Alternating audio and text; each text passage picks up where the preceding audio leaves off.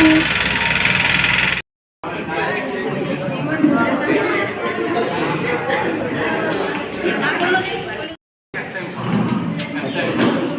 নিজেই যাবো দুপুৰিয়া পাৰেন না নাকি আপনাৰ হিসাব মতে একা থাকলে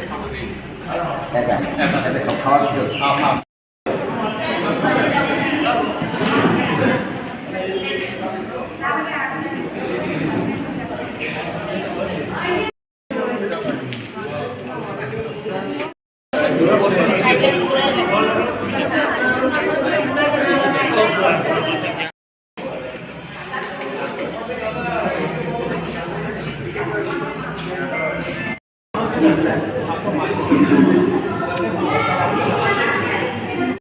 যোগ গুৰুকুল অসম আৰু উত্থান এম্পাৱাৰমেণ্ট ছ'চাইটিৰ উদ্যোগত আমি হৰ দিন হৰ ঘৰ আয়ুৰ্বেদ প্ৰধানমন্ত্ৰী ডাঙৰীয়াৰ যি নেতৃত্বত যে আয়ুষ মিনিষ্ট্ৰী গঠন হ'ল আৰু তেওঁলোকে যে প্ৰথম যেতিয়া কৈছে হৰ দিন হৰ ঘৰ আয়ুৰ্বেদ আমিও যোগ গুৰুকুল অনুষ্ঠানৰ জৰিয়তে আমি ইয়াতে 100জন পেচেণ্টক আমি এতিয়ালৈকে বিনামূলীয়াকৈ আয়ুৰ্বেদিক স্বাস্থ্য এৱাৰনেছ প্ৰগ্ৰেম লগতে মেডিচিনেল প্লেন প্ৰমোটিং হেল্থ বনৌষধিৰ দ্বাৰা যে কেনেকৈ আমাৰ শৰীৰটোক নিৰাময় কৰি ৰাখিব পাৰি সেইটোৰ কাৰণে আমি ইয়াতে এৱাৰনেছ কৰি আছোঁ। লগতে এতিয়ালৈকে 100 পেচেণ্টৰ আমি 50জন মানৰ চোৱা হৈয়ে গ'ল।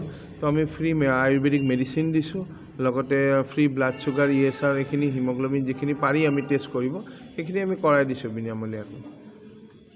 150 হেৰি কৰিছোঁ, কিন্তু তাতকৈ বেছিয়ে হ'ব লাগিছে। আৰু ক'ব গ'লে লিডুৰ অঞ্চলটো এটা পিছপৰা অঞ্চল বুলি ক'ব পাৰে। আৰু স্বাস্থ্যৰ ক্ষেত্ৰত ইয়াত হস্পিটেলৰ অভাৱ আৰু ডক্টৰো অভাৱ, সেইভাৱে মানে গুৱাহাটীৰ পৰাই ডক্টৰ আহিছে ইয়াতে। আৰু আহি পিনে ইয়াতে ধৰক বিভিন্ন বেমাৰ আছে, ধৰক পেংকাইটিছ আছে, কাৰোবাৰ অভেৰী বাল্কি আছে, কাৰোবাৰ ইউট্ৰাছৰ প্ৰব্লেম আছে, কাৰোবাৰ ধৰক আপোনাৰ নাৰ্ভৰ, কাৰোবাৰ ধৰক আপোনাৰ হাৰ্টৰ আছে, বহুত ডিজিজ আছে। সেইবোৰৰ ওপৰত মানে ধৰক ডক্টৰবোৰে আহি কিনে যেতিয়া ৰোগীসকলক চাইছে আৰু সিহঁতক মানে দৰৱ দিছে, তেতিয়া অভিয়াছলি ভালেই হ'ব ন।